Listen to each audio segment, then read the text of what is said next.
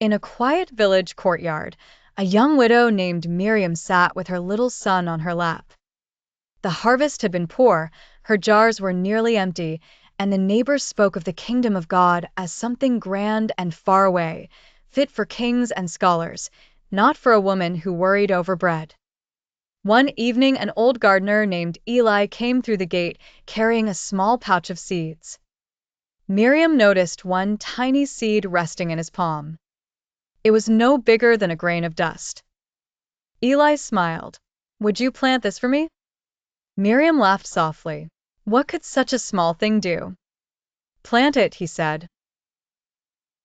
She found a patch of earth beside the wall, loosened the soil with her fingers, and dropped in the seed.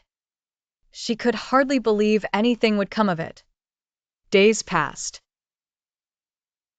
At first there was nothing but bare ground.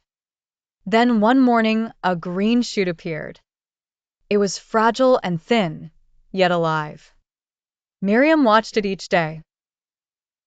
The shoot became a stem, the stem became a bush, and in time the bush spread wide enough for sparrows to settle in its branches and rest there from the heat.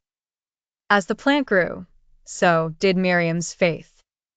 She began to understand what Eli had meant without saying many words. God's work often begins where no one notices it, in a prayer whispered in fear, in a child taught to trust the Lord, in a lonely act of mercy, in a heart that says yes to God even when it feels small and weak.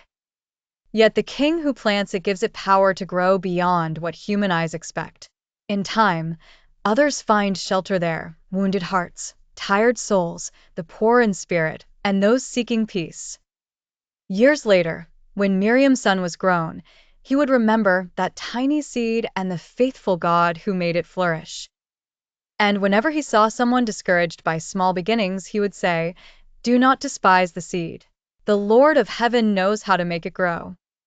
The lesson of the story is this: the kingdom of God may begin small like a mustard seed, but under Christ's power it grows steadily and becomes a place of shelter, hope, and life for many.